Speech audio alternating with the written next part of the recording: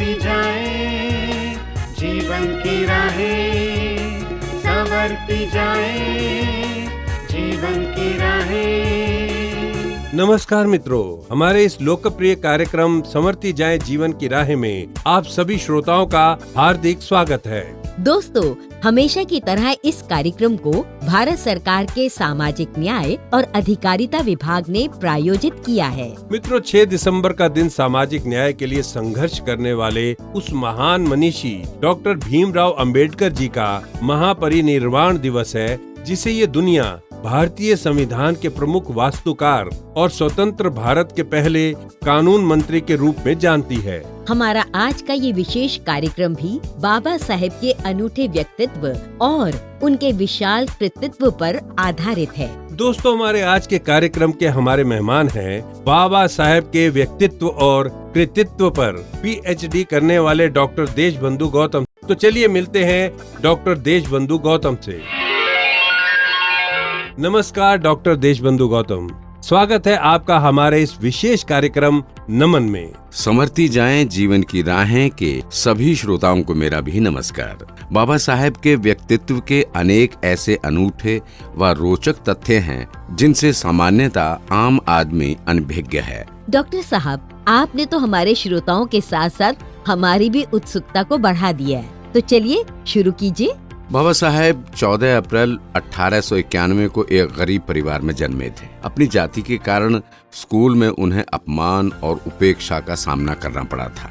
कक्षा में बैठने और पानी के बर्तन को भी छूने की अनुमति उन्हें नहीं थी। बाद में उन्होंने छुआछूत और अस्पृश्यता जैसी जातिवाद समस्याओं का घोर विरोध किया। मतलब ये कि आजादी से पहले हमारे देश की सामाजिक परिस्थितियाँ ऐसी थी कि दलितों के साथ अमानवीय व्यवहार करना, उन्हें दुत्कारना एक सामान्य बात समझी जाती थी। जी हाँ, इसीलिए बाबा साहेब ने सामाजिक क्रांति का आह्वान करते हुए सन 1927 में छुआछूत और जाति प्रथा के विरुद्ध एक सक्रिय और सशक्त आंदोलन चलाया था। बाबा साहब चाहते थे कि देश में सभी को समान शिक्षा का अवसर मिले, सभी की सामाजिक और आर्थिक बेहतरी हो और समाज में जातिगत भेदभाव समाप्त हो। लेकिन आज की युवा पीढ़ी शायद इस बात की कल्पना भी नहीं कर सकती कि बाबा साहेब का जीवन शुरू से ही कितना संघर्षमय रहा होगा। जी हाँ, बचपन से उपेक्षा और अपमान के वातावरण में रहते हुए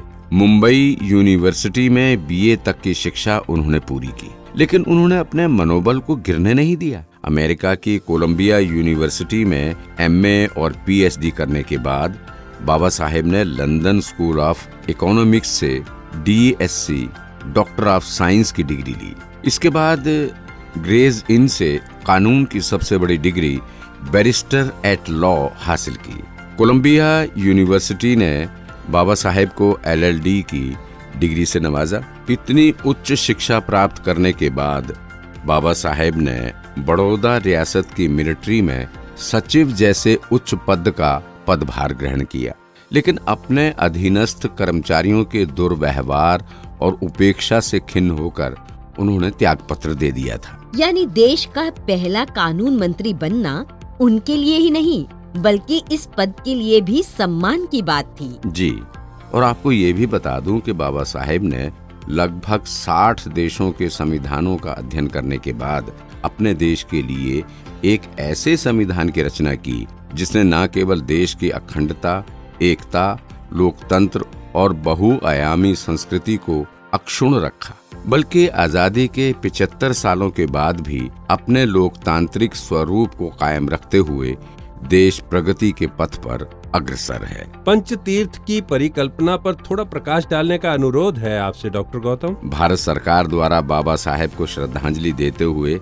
उनसे जुड़े 5 स्थानों को पंचतीर्थ के रूप में विकसित किया गया है। इसमें मध्य प्रदेश, इंदौर स्थित मऊ, जहां बाबा साहेब का जन्म हुआ, उनकी जन्म स्थली के रूप में इस स्मारक को भव्य रूप में विकसित किया गया है। डॉक्टर साहब, बाबा साहेब के बारे में पढ़ने पर नागपुर की दीक्षा भूमि का नाम विशेष रूप से आता है। अब इस विषय पर कुछ बताएं।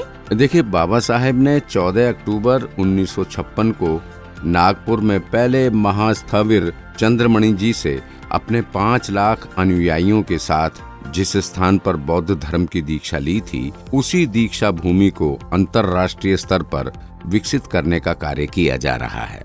तीसरा, मुंबई में चैत्य भूमि पर बाबा साहेब के स्मारक को भी विकसित करने का कार्य प्रगति पर है। पंच तीर्थ के अन्य स्थलों के बारे में भी जानने की हमारी उत्सुकता श्रोताओं के साथ साथ बेहद बढ़ गई है डॉक्टर साहब। चौथा, लंदन का वो घर जहां अपने प्रवास की अवधि में बाबा साहेब रहे थे। सरकार ने उस 3 मंजिले मकान को 40 करोड़ रुपयों में खरीदकर उसे एक भव्य संग्रहालय में बदल दिया है। और पांचवा, दिल्ली के अलीपुर रोड में वो घर जहां बाबा साहेब ने अंतिम सांस ली। इसी स्थान पर 6 दिसंबर 1956 को बाबा साहेब का महापरिनिर्वाण हुआ था। तकरीबन 95 करोड़ की लागत से बने इस स्मारक को संविधान के प्रतीक स्वरूप पुस्तक का आकार दिया गया है। इस स्मारक में एक प्रदर्शनी स्थल, भगवान बुद्ध की प्रतिमा के साथ विपश्यना केंद्र और बाबा साहेब डॉक्टर भीमराव अंबेडकर की 12 फुट ऊंची प्रतिमा भी स्थित है। ये तो बहुत ही प्रशंसनीय कार्य किया है सरकार ने। यदि कोई बाबा साहेब के विषय में शोध करना चाहे तो उसके लिए अत्यंत उपयोगी सिद्ध होगा ये पंचतीर्थ। बिल्कुल। केंद्रीय सरकार ने राजधानी दिल्ली में जनपथ एरिया में 3.25 एकड़ भूमि पर डॉक्टर अंबेडकर इंटरनेशनल सेंटर का निर्माण तकरीबन 170 करोड़ की लागत से कराया है।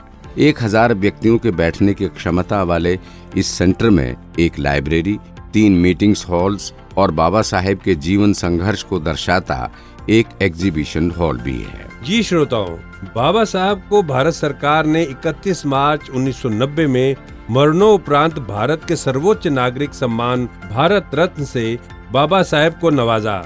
इतनी महत्वपूर्ण जानकारियां हमारे श्रोताओं तक पहुंचाने के लिए डॉक्टर साहब आपका बहुत बहुत धन्यवाद। आपको और आपके सभी श्रोताओं को मेरा भी धन्यवाद। दोस्तों, ये थे डॉक्टर देशबंधु गौतम, जिन्होंने बाबा साहेब के बारे में काफी कुछ हमारे साथ साझा किया। अब समय हो गया है एक छोटे से मनोरंजन का, तो आइए सुनते हैं ये गाना। जिंदगी एक सफर है सुहाना, यहाँ कल क्या हो किसने जाना। जिंदगी एक सफर है सुहाना, यहाँ कल क्या हो किसने जाना। जिंदगी एक सफर है सुहाना, यहाँ कल क्या हो किसने जाना। अरे ओले ओले ओ।